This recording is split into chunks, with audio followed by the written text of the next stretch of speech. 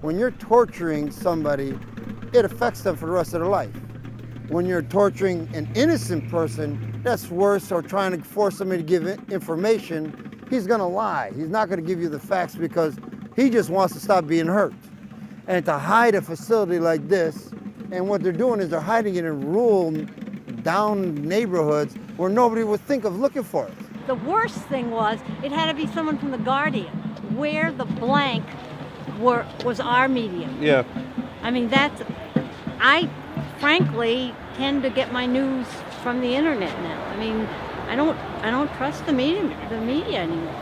I was livid. I was absolutely livid when I heard all this. The anger, it just kind of swells, and it just let you know you got to be able to do something. And coming out here today and raising awareness to this, what is actually happening is I guess the route to go right now. I always quote this phrase from George Carlin. You know, there's a club and you ain't in it. And there's a high school right next door to this place. I mean, and to have torture going on next to where we're educating the next generation of gatekeepers is sad. This is their community just as it is ours, and I hope, you know, that they keep that in mind and really take a hard look at some of these policies that are coming down from the federal government and being instituted here at the state level, local level. And because, you know, at the end of the day, they're the last line of defense between us and this sorts of tyranny that we're seeing here today. So we're leaving the protest site right now. We've been out there since about noon today. Had a chance to meet up with the local Oath Keepers chapter. They were in the area to make sure that none of the protesters were going to be harmed or harassed by the police. All in all, peaceful protest. I mean, well, not all in all. I mean, it was completely. But, you know, I'm surprised that there weren't more than there was 200 people there. I'm surprised that more didn't show up. I was expecting thousands. I mean, for crying out loud, we came from Austin, Texas to cover this, and the local media doesn't even show up until, like, some of them halfway through the protest and then towards the end. For the most part, they sat inside their vehicles and waited and then come out after it's over. I mean, this is out of control. This is a world we live in right now where people are more concerned about celebrity gossip and what someone's wearing, not about the fact that American citizens are being illegally held, detained, tortured, beaten, killed in a facility right in their backyard. All of Chicago should have came out here. But I am very happy that at least 200 people saw within themselves that this was something that needed to be protested, something that needed to be brought to the surface. You know, this detention center is only the top. We've just now scratched it. We only know about this site. But, you know, we're starting to get word. I mean, I heard a couple of people today that said they've heard of maybe 4 that are operational in Chicago. Unfortunately, yes. I certainly believe there's quite a few. There might be even multiple ones here in Chicago. But yeah, you know, if this is happening here, there's no reason to believe that it's not happening elsewhere. Now, if we can find these other spots, that will be breaking. That'll be huge. But then if there's 4 in Chicago, wonder how many are in Detroit. Wonder how many are in LA, New York, Tampa Bay, Houston, Dallas. I mean, all over the country, these places are operational possibly. And if we can bring more awareness to it, other people are going to start, you know, coming forth. We're going to have more whistleblowers. People, they're going to go like, you know what?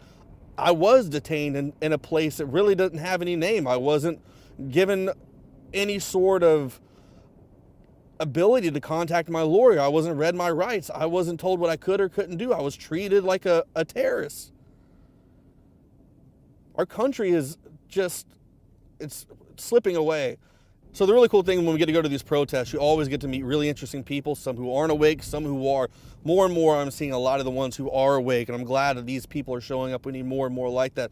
But there's one gentleman that really just stuck out of my mind, and I just thought it was crazy what I heard.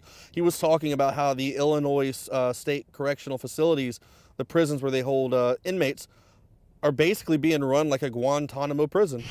Okay, in Menard Correctional Center, what they call it is nut to butt.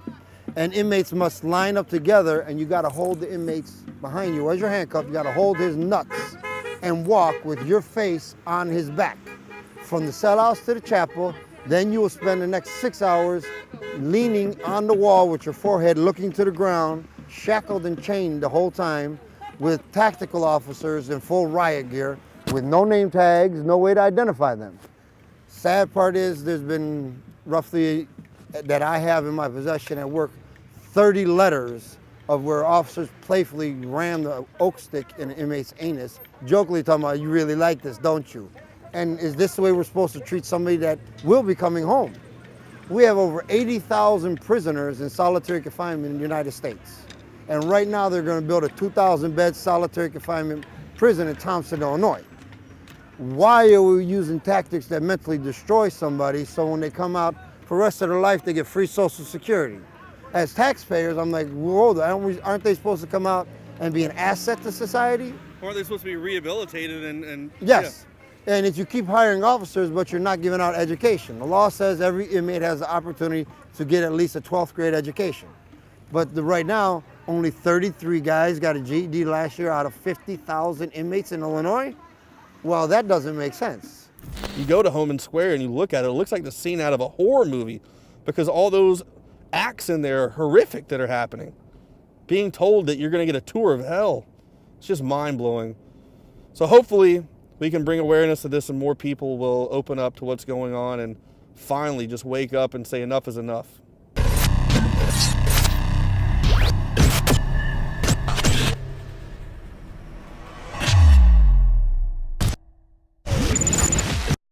General, what do you think about the FBI saying that there's a terror alert on Monday about a potential Fort Hood situation? The police are shoving people, shoving Alex, shoving the crowd. Here we go, folks. I'm being assaulted. Whether it's the radio show, the news websites, documentary films, or the nightly news, Infowars is the tip of the spear. Is this another false flag stage attack to take our civil liberties and put more homeland security while sticking their hands down on the pants on the streets? It's up to us to set brush fires in the minds of men and women everywhere. And that's what PrisonPlanet.tv is designed to do. You watch, the Assad regime is going to be blamed or accused of using chemical weapons against the so-called rebels. What we see now is a war against reality. It's a war against the truth. It's more vital than ever that supporters of freedom become members of PrisonPlanet.tv and share their membership with up to 11 friends and family. Visit InfoWarsNews.com today. Become a member, share your membership, and help take the InfoWar to the next level.